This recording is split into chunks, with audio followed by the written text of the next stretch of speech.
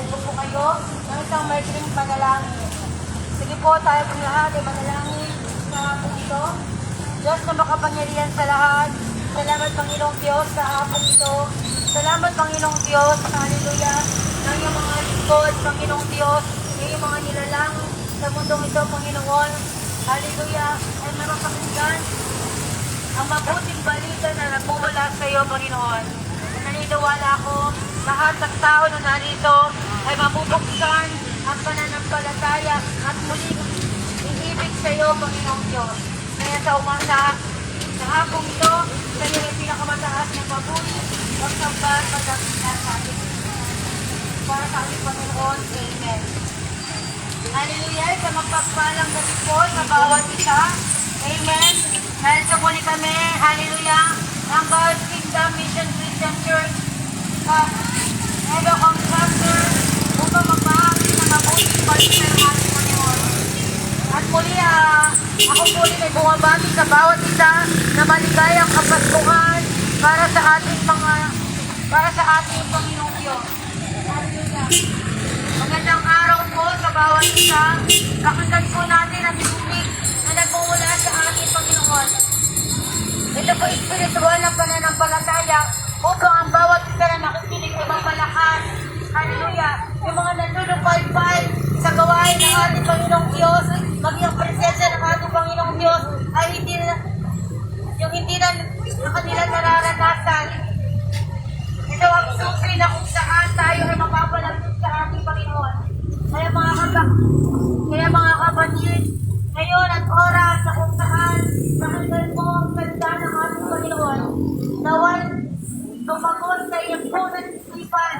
Hallelujah, ang bawat salita na nangyayari sa ating Panginoon. Ngayon mga kapatid, sa araw ng Kapaskuhan, ating binubulita ang pagsilang ng ating Panginoong Diyos. Hallelujah.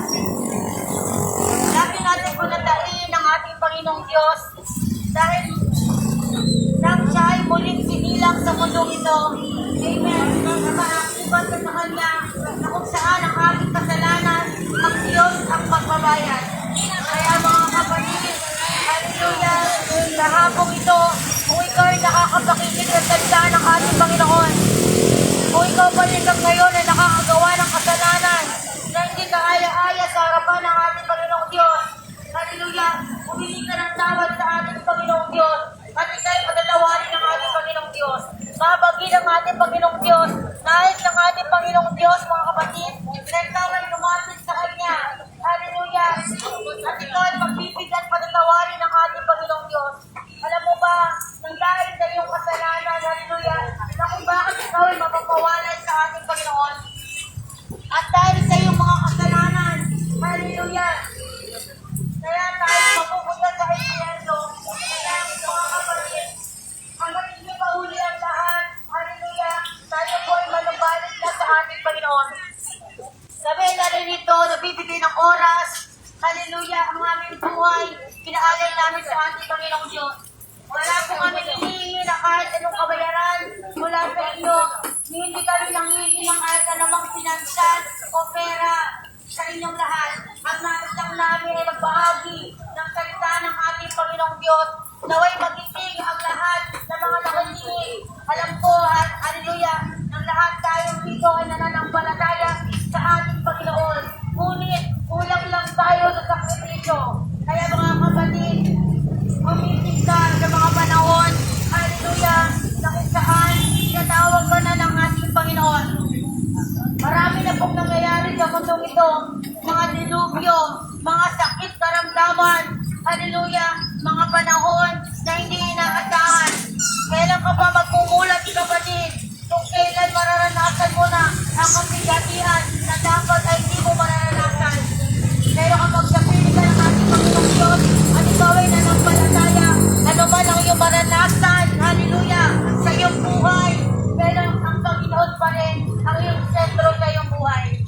Kaya mga kapatid, hallelujah, ang kasalanan mo ang nagiging dahilan kung bakit ikaw ay napapawalay sa ating Panginoon. Isingin mo ang iyong sarili, isingin mo yung patay na pananampalataya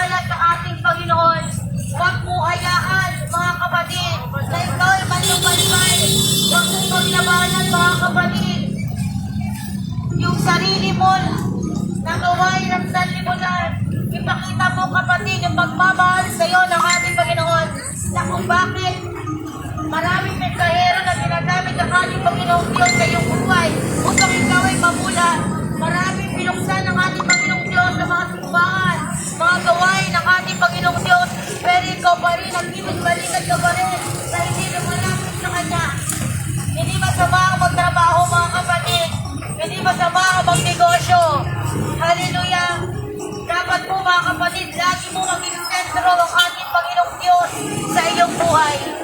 Hallelujah. Nakita natin ang tinig ng ating Panginoon. Wala po inyong bayad. Hindi po kami nanghihingi ng bayad. Bawal po. Hallelujah. Pangalan ng salita ng Panginoong Diyos na nanghihingi sa kalsada. Kami po ay hindi lang po kami nangangaral sa lugar na ito.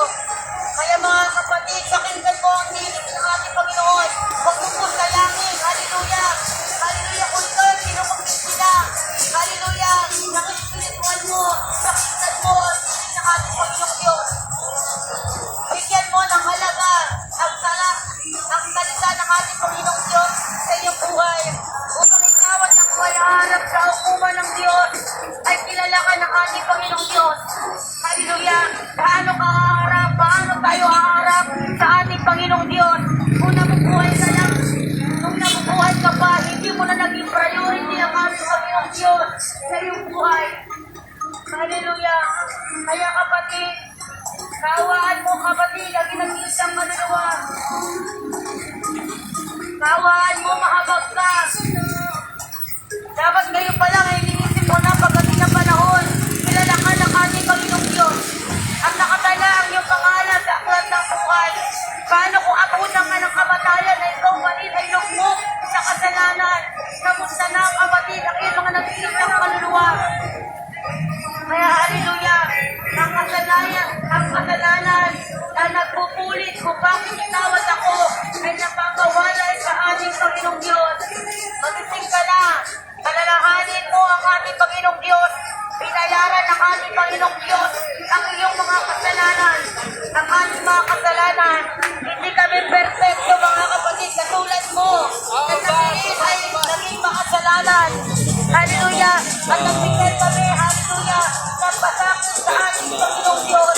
Ngunit, nung kinilala kami ng ating Panginoong Diyos, pinalo ng ating Panginoon ang ating mga buhay.